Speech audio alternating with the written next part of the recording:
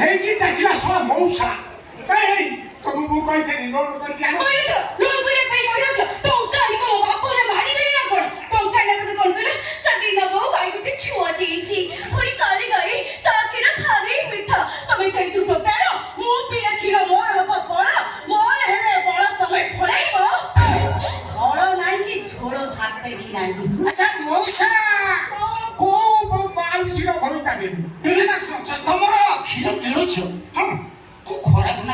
କାହିଁ ଘର ଏତେ ସୁନ୍ଦରିଆ ଗାଈ ବାନ୍ଧିଛ ଫେର କ୍ଷୀର କିଣୁଛ ମୁଁ ତ ଦେଖିଲି କେଡ଼େ ସୁନ୍ଦର ଗାଈ ଗୋଟେ ବନ୍ଧା ହେଇଛି ତୁ ତ ଖାଲି ତାକୁ ସମଝବା ଦେଖୁଛନ୍ତି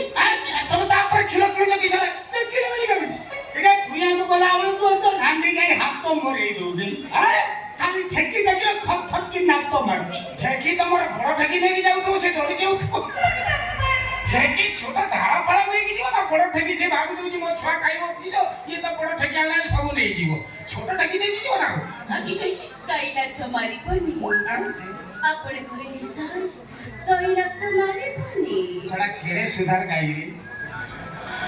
अरे बा गाई पाखु सिना सब बेले गले गाईर ऑफिस रे परिणत हबो आ मासकु थरे 2 मासकु थरे गले गाई नाक तमारी बारी कोन चट्टीबो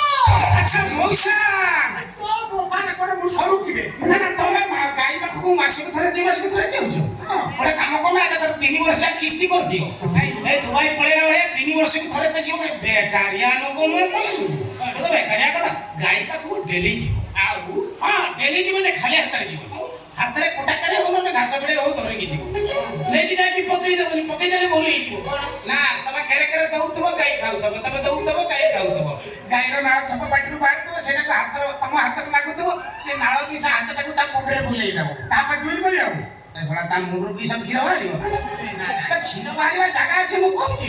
ତାପରେ ମୁଣ୍ଡର ହାତଟା ଧୀରେ ଧୀରେ ତା ପିଠି ଆଡ଼ିକି ନବ ପିଠି ଆଡ଼ିକି ନେଲା ପରେ ଦେଖିବ ଗାଈ ଟିକେ ସାରି ହେଇକି ନାଞ୍ଜ ଟେକିକି ଚରଟେ ଖଣ୍ଡା ମୁଦି ଦବ ତାପରେ ତ ଦୁଇବି ସେଠି ବି ଦଉଇବନି ଆଉ କୋଉଠି ସେଠି ପିଠିରେ ହାତ ମାରିଲା ପରେ ଧୀରେ ଧୀରେ ତାର ପେଟ ଆଡ଼ିକି ହାତ ନବ ତାପରେ ତ ଦୁଇବ ନା